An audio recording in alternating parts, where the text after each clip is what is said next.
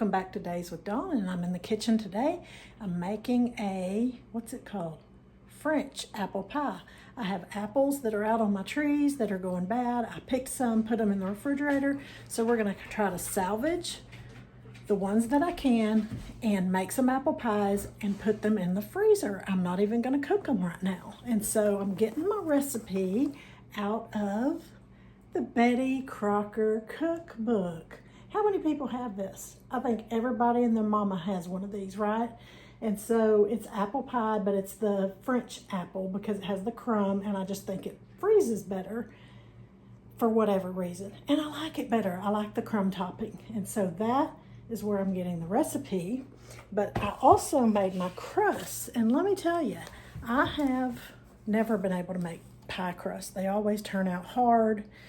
And so, A Country Life, she's on YouTube.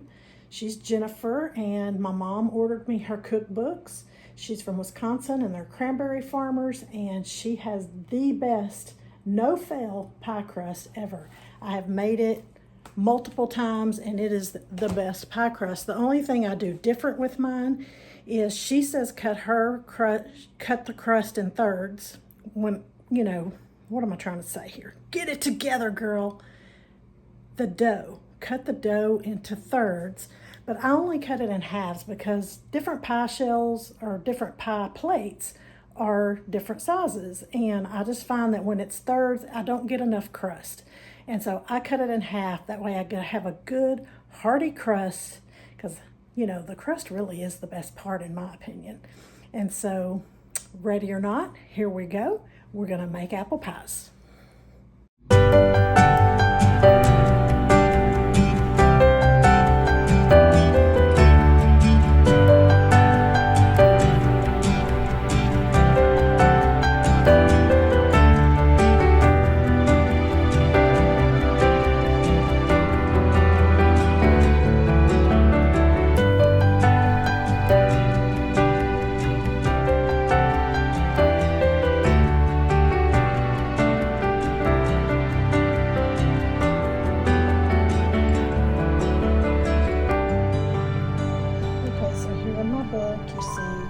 Apple pie, and down here it tells you you can do Dutch apple, easy apple, whatever that is, and French apple. And so that's what I'm gonna do, the French apple pie.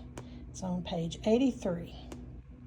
Probably not in everybody's book, but that one is what page it's on in mine. So here are my apples, and you can see some of them have spots on them, but we're going to cut those off and salvage what we can and hopefully have little to no waste. Whatever I can throw to the chickens, they'll enjoy the scraps.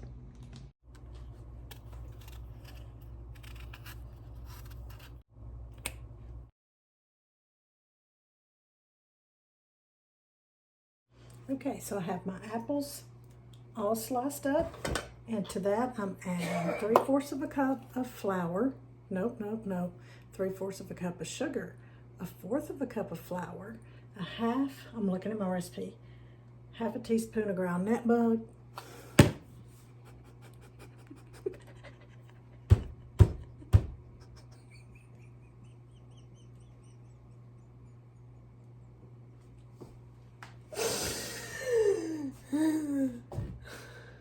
spit it out, woman.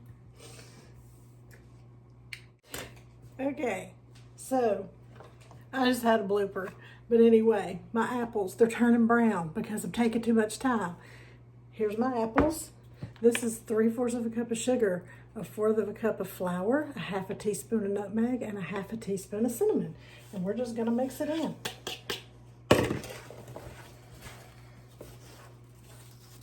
Just like so. So here's my pie crust. I've had it in the freezer. We're just gonna take it and dump all the apples in it. Sprinkle around any of that flour and sugar mixture. Try to get it evenly dispersed in there. So that's what's gonna make your thickness of your juice.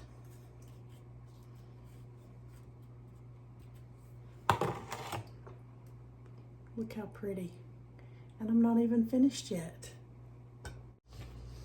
Okay, and so for my crumb mixture, this is 1 cup of flour, a half of a cup of brown sugar, and a half a cup of butter. And I've taken a stick and just cut it up into chunks, and I'm gonna put it in there, and I will, you know, mash it all up and make it crumbly. Okay, so I ended up having to use this. A fork was not cutting it. Here's my crumbly mixture, and I'm just gonna put it, sprinkle it right on top.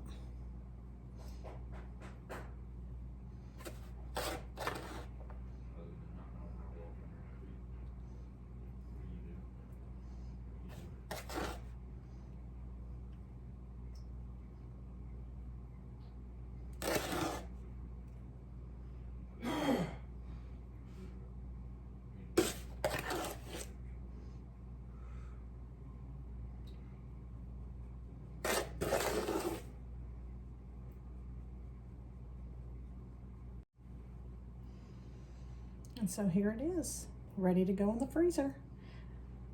I'm gonna put saran wrap over it and wrap it in a Ziploc baggie, seal it up.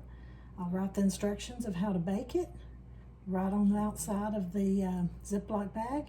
And when I'm ready to make apple pie, take it out of the freezer, pop it in the oven, and voila, it's done.